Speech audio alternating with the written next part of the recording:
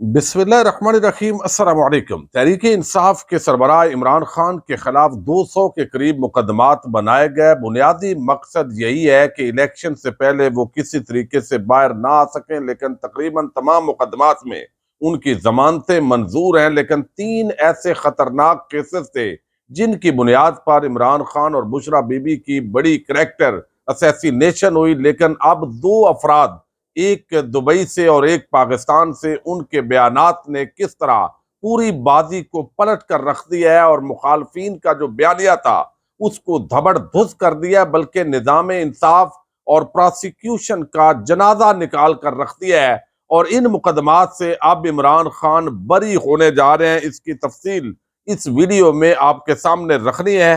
तहरीक इंसाफ की फतह कराची के अंदर भी यकीनी होती दिखाई दे रही है। अब बुखलाट के अंदर एक हमला किया गया है। ये हमला आवर कौन है, इन पर भी बात करेंगे।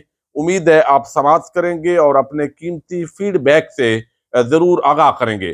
पूरे पाकिस्तान के अंदर आपने देखा कि अभी कुछ इलेक्शन का माहौल बनना शुरू हुआ है, और वो भी तहरीक इंसाफ के जो लोग हैं, सोशल मीडिया पर जिस तरह ऑनलाइन जलसा हुआ है।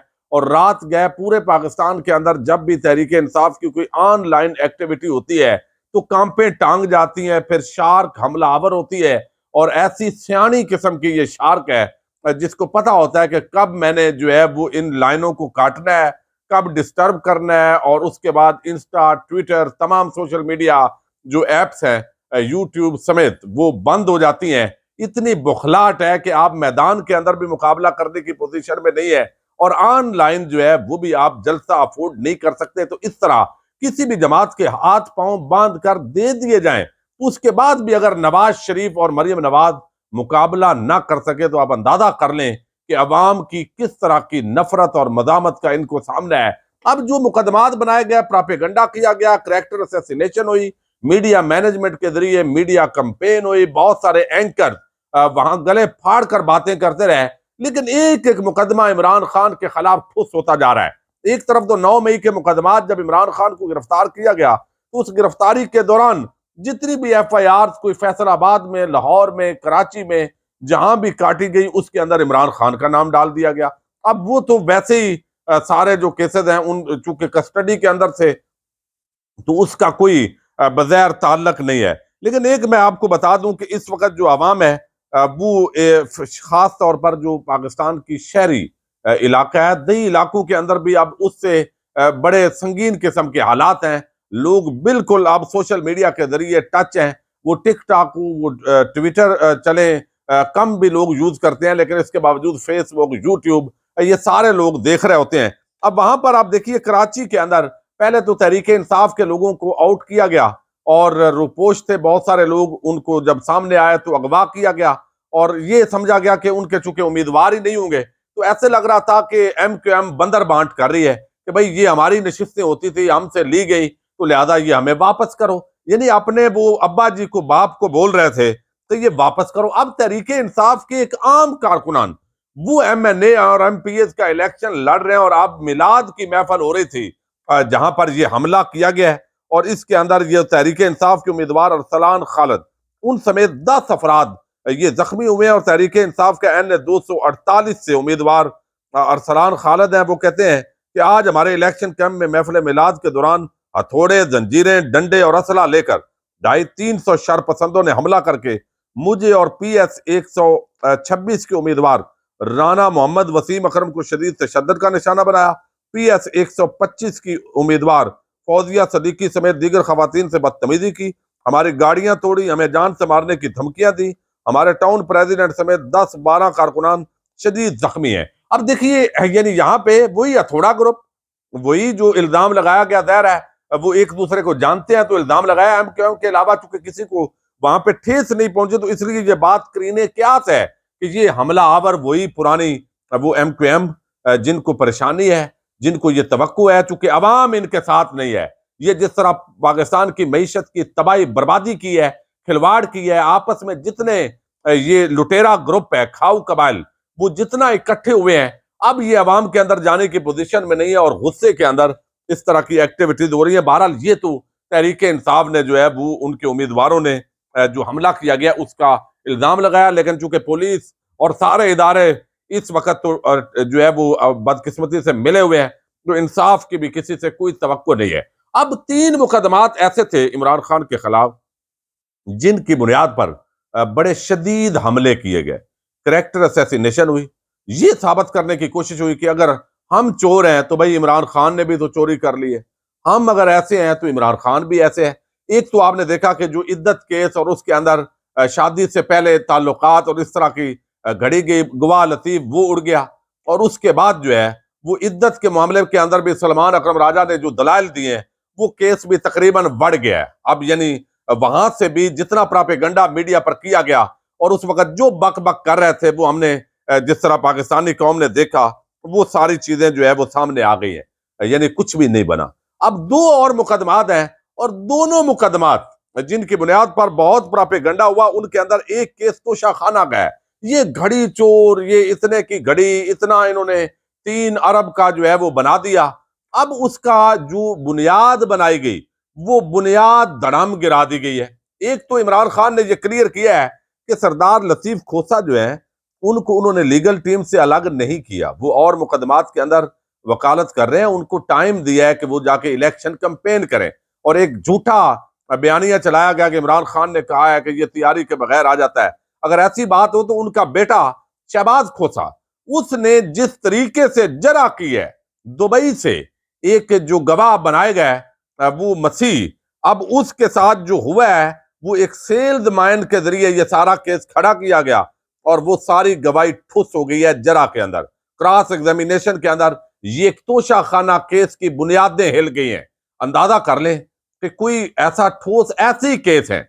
अब यहां पे पूछा गया, बताया गया कि दुबई में पाकिस्तानी कौंसल जनरल ने भारतीय कंपनी रेनबो इंटरप्राइजेस से राब्ता किया, भारतीय कंपनी से राब्ता किया जी, जहां पार्ट टाइम सेल्समैन का काम करने वाले मुलाजम ने तहफ की कीमत लगाई। वकील सरदार शहबाज खोसा ने क्रॉस एग्जामिन किया तो कई लो पोल सामने आए। वकील ने पूछा क्या आपको तहफ हैंड ओवर किए गए? गवाह ने बताया कीमत का तयन सिर्फ तस्वीरें देखकर किया गया, कभी भी इसको तहफ हैंड ओवर नहीं किए गए। पहला तो ये आप नुक्ता देखें, यानी उसके पास जिस बंदे ने तखमीना लगाया है उसके पास वो असल चीज ही मौजूद नहीं है, सबसे बड़ी बात।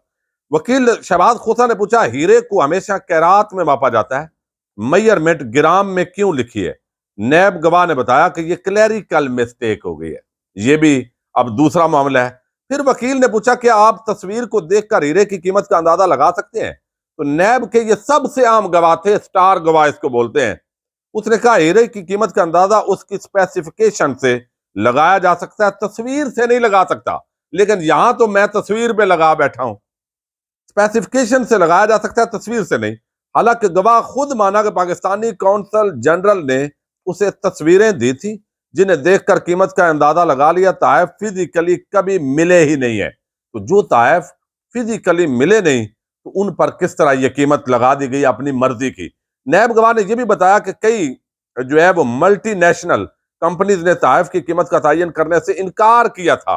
आखिर में भारतीय कंपनी से रजू किया गया, क्योंकि सबको पता है भाई कि ये एक कानून है और कानून को फॉलो करना है।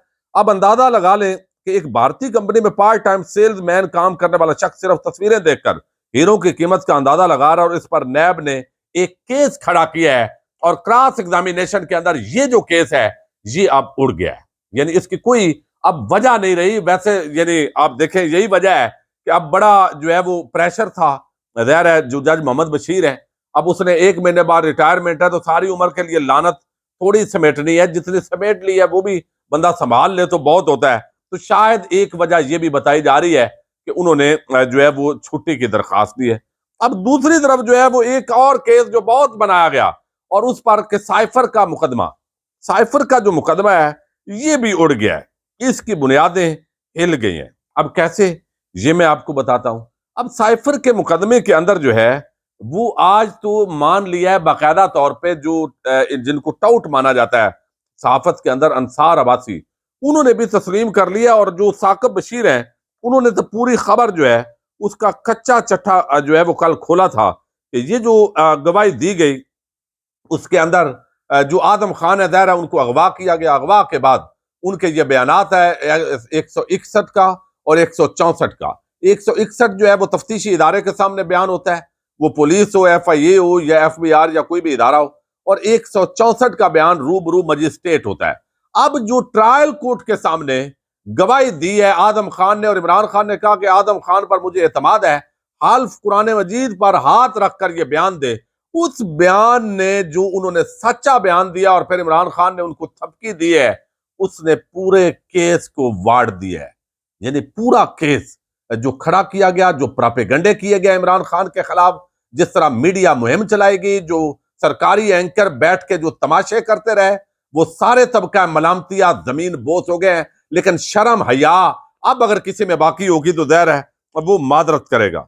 अब इसके अंदर जो है वो एक बड़ी उन्होंने आम बात की है, और उसके अंदर उन्होंने बताया जी कि यहां पे जो स्टेटमेंट दी गई है, इसके अंदर यहां आदम खान ने जो ये कहा कि ये जो साइफर है वो इमरान खान के पास था, इमरान खान ने उसको ये कर दिया, इमरान खान ने उसको वो कर दिया, वो सारी चीजें जो है वो अपने तौर पे जबरदस्त हो गई। मैं सिर्फ जो है वो आपके सामने अंसार अब्बासी कह चुके, देखे ना बेचारा कितना परेशान है। अंसार अब्बासी कहता है आजम खान ने जुमेरात को अदालत के सामने अपने बयान के वो धमाका खेज हिस्से शामिल नहीं किए जो उन्होंने FIA को दिया था और मजिस्ट्रेट के सामने दिया था। भाई एक बंदे को 1 महीना अगवा कर लें, फैमिली उसकी मौजूद हो, थ्रेट करें, उसके बाद उसके बयान की क्या हैसियत रह जाएगी। अब यही बात जो है, ये असल बयान तो है जो ट्रायल कोर्ट के अंदर जहां पे क्रॉस एग्जामिन होना है, जहां पे वकील ने जरा करनी है, तो ये बयान, ये बेचारों का ये केस भी गया है। अब ट्रायल कोर्ट में कहा गया कि इनके बयान में अगरचे साइफर की गुमशुदा नकल का तज़किरा तो है, लेकिन इसमें उन्होंने ये नहीं कहा कि इमरान खान ने अपने सियासी फवायद के लिए या आला फौजी कमान को निशाना बनाने के लिए इस खुफिया दस्तावेज को गलत इस्तेमाल किया। ये चीज भी उन्होंने निकाल दी, बयान नहीं दिया। फौजदारी मुकदमात के कवानीन की शिक 161 और 164 के तहत रिकॉर्ड किया गया उनका पहला बयान, जो कि इस्तगासा के मुकदमे का हिस्सा था और अदालत में पेश किया गया था, उसका तज़किरा उन्होंने अदालत में इस्तगासा के गवाह के तौर पर नहीं किया। ये भी अब ये है साइफर केस जो इमरान खान कहते हैं कि असल में तो उनके खिलाफ बनना चाहिए था, जिन्होंने जो है वो इस पर अमल दरामद किया। लेकिन वो अंसार अब्बासी कहते हैं उन्होंने कहा था, ये कहा था उस वक्त जब अगवा करके बंदे को लाए थे, तो मेरा ख्याल है, ये उस वक्त का जो बयान है, मेरा ख्याल है कि वजीर आज़म इमरान खान ने पाकिस्तानी फौज की आला कमान अफसरों को टारगेट करके उन्हें दबाव में लाने के लिए मनसूबाबंदी की, ताकि वो उन्हें अदम एतमाद के वोट से बचाकर उन्हें सियासी फायदा पहुंचाने के लिए आगे आए। अब जब कुरान मजीद पे बंदा हल्फ दे रहा है, तो इसका मतलब है जो पहला बयान लिया गया वो तो ख्वाहिश पे लिया गया था, उसकी अब कोई हैसियत, कोई वक़्त नहीं है कानून की नजर में। डिप्टी स्पीकर कासिम सूरी की साइफर से मतलब गैर आईनी रूलिंग की हदायत भी वजीर आजम इमरान खान ने दी थी, ये भी उसने पहले बयान दिया हुआ था। दार हकीकत इमरान खान ने साइफर की साजिश में हर जगह और हर सतह पर अपने सियासी और रियासत मुखालफ मुहर्रकात के लिए कोशिशें की। नतीजतन इमरान खान ने साइफर दस्तावेज 27 मार्च 2022 के इस्लामाबाद के जलसे में लहराई, जिसके बारे में उन्होंने मुझे बताया था कि वो गुम हो गया है। एक क्लासिक खुफिया दस्तावेज का ये गलत इस्तेमाल वजीर आजम इमरान खान ने सियासी फवायद के लिए किया था। तो ये असल मकसद था कि इमरान खान ने सियासी मकासद के लिए किया, इदारों को जो है वो साजिश में मुलव्वस करने के लिए किया। ये बयान अब उन्होंने ट्रायल कोर्ट में नहीं दिए, उन्होंने तो सच बोला है कि भाई ये बात थी, इस तरीके से हमने डिस्कस किया, यहाँ मीटिंग हुई, वफाकी काबीना की, फिर कौमी सलामती कमेटी की, तो ये जो है वो मामला है जो उन्होंने सच्चा बयान दिया। मेरी राय में इस वक्त के इकदाम के जरिए इमरान खान ने फौज की सफ़ों के दिमागों में अपनी आला कमान पर शक के बीज बोए, और ये कि साबिक वज़ीर आज़म इमरान खान ने साइफर की, वो कहते हैं ये वो हिस्सा है जो आजम खान के पहले बयान में था और जो ट्रायल कोर्ट में उनके बयान में शामिल नहीं था, और उनके बयान का यही हिस्सा इमरान खान के खिलाफ साइफर केस का कलीदी अमल था। यानी यही असल साइफर केस था, अंसार अब्बासी कहते हैं, लेकिन अब वो हिस्सा उसके अंदर है ही नहीं। तो फिर अब तो जो बयान है वो इमरान खान के हक में है कि भाई जो कुछ हुआ उन्होंने कानून के मुताबिक अमल किया। तो 3 मुकदमात, एक इद्दत का केस यानी दौरान इद्दत निकाह का केस, वो भी उड़ गया, उसकी बुनियादें हिल गई, और तोशा खाना जिसमें मरियम नवाज और नवाज शरीफ आज तक जिन्होंने पूरा तोशा खाना खाली किया हुआ है, हट धर्मी की इंतहा है, प्रोपेगेंडा करते रहे, और साइफर केस इसकी बुनियादें हिल गई और इमरान खान जो है इसके अंदर अब सुरखरू हुए हैं और इसके अंदर जमानतें भी होनी है, रिहाई भी होनी है। बाकी केस तो वैसे ही जो है वो नजर आ रहे हैं। तो ये एक बड़ी डेवलपमेंट है। 8 फरवरी से पहले ही ये पूरे जो केसेस है इमरान खान के वो फारग होते दिखाई दे रहे हैं। ज़ाहिर टाइम तो लगेगा, अभी रिहाई नहीं होगी, लेकिन यही असल केस थे। बाकी तो वो पंजाबी में हम कहते हैं पंबी पराली है। इजाजत दीजिएगा। पाकिस्तान जिंदाबाद, पाक फौज पाइंदाबाद।